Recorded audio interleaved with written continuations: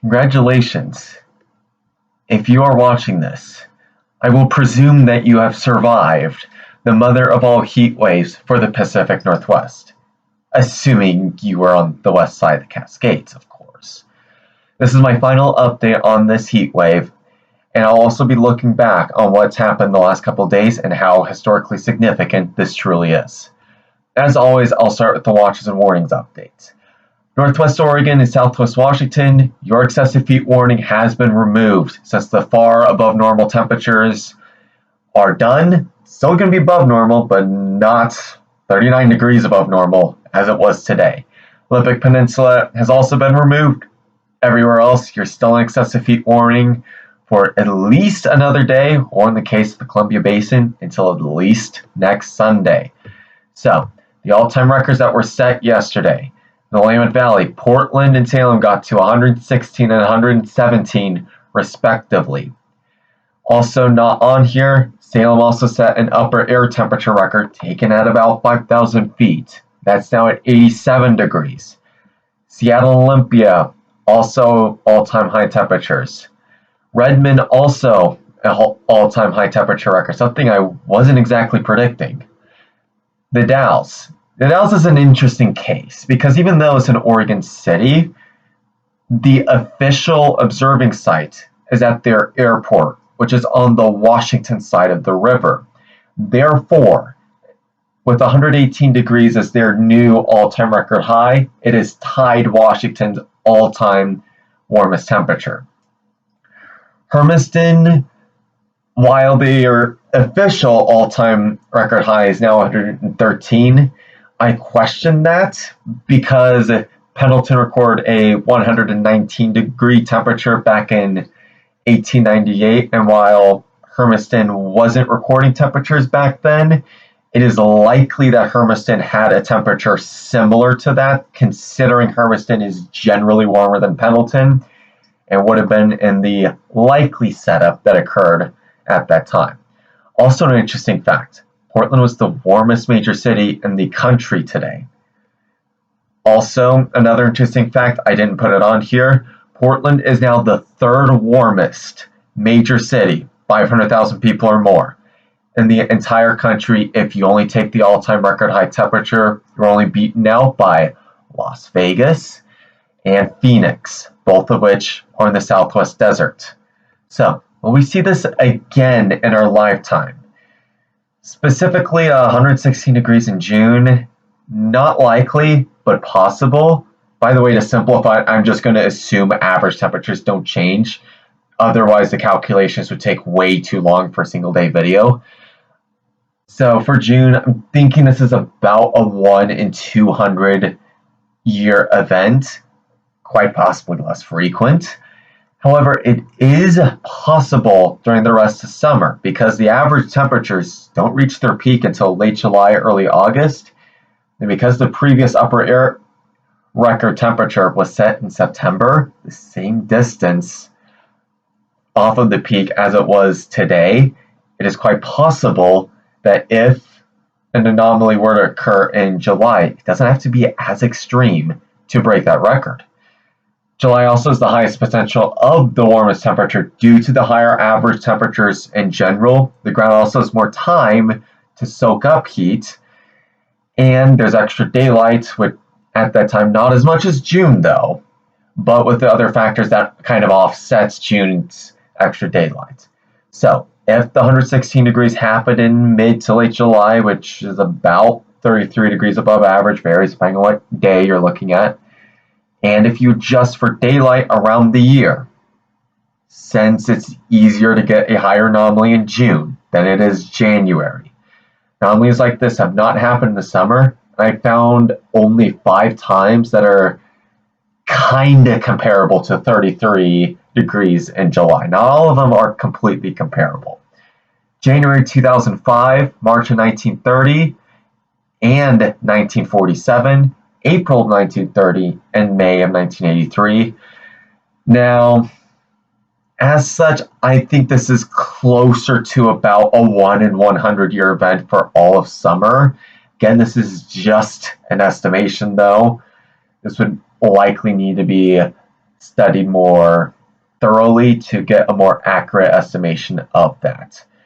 Also, despite it happening for, and it is similar anomaly to this happening 4 other times, it's more common to get higher anomalies closer to the peak anomaly in springtime because less factors need to align up, and spring's generally a little more variable than summer is anyways.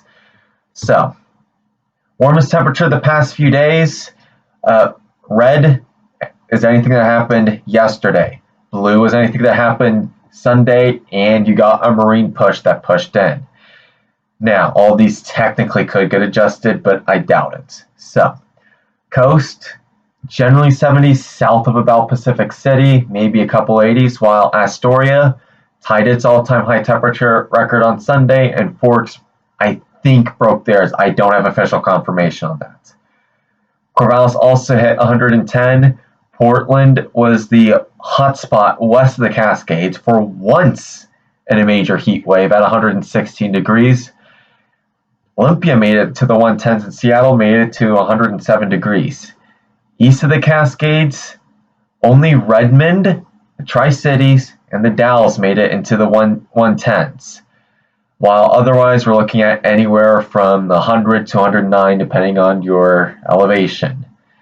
So, for a personal verification, this is all the temperatures are what I forecasted the video before the day that I was forecasting for. So, for instance, on Friday I forecasted 98 degrees. I posted that about 11 o'clock Thursday evening.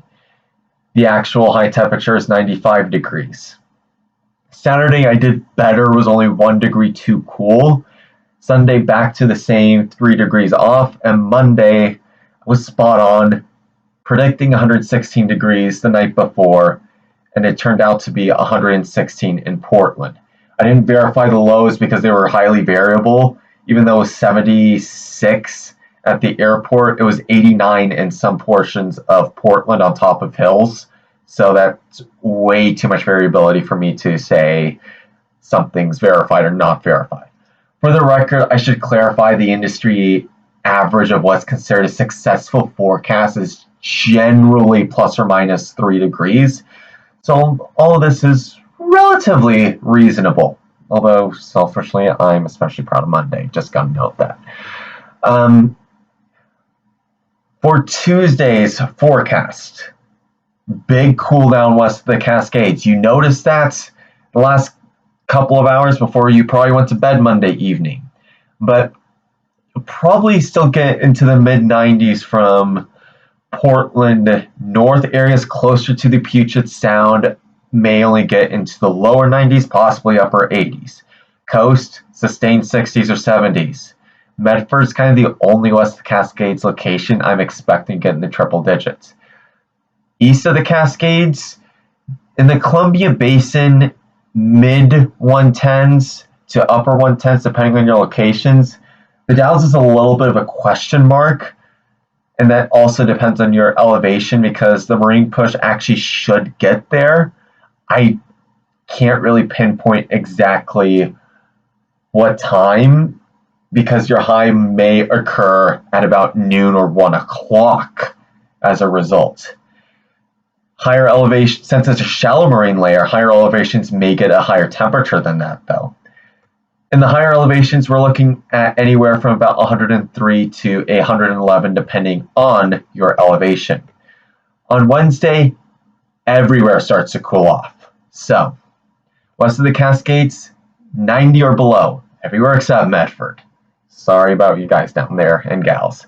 Coastal 60s and 70s, east of the Cascades, upper 90s if you're close to the Cascades as the marine air tries to filter through. Doesn't do it very well though.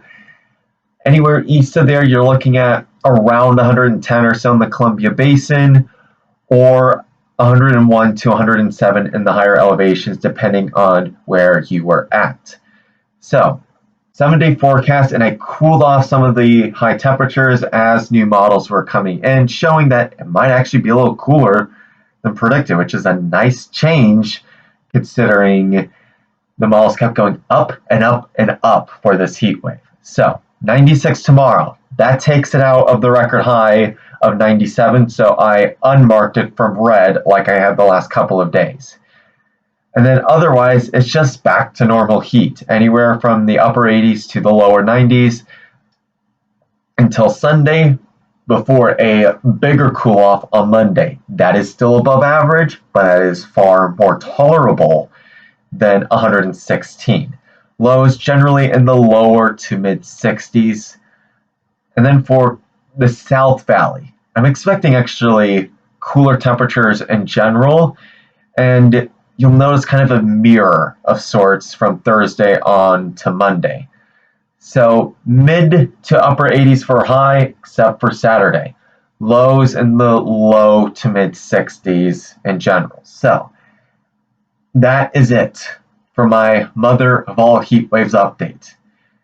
Thank you for watching some or all of my updates. Thank you for staying informed by whatever meteorological source you trust. And the next time I will have a video, hopefully won't be for another heat wave. Hopefully it will be the winter weather forecast in October.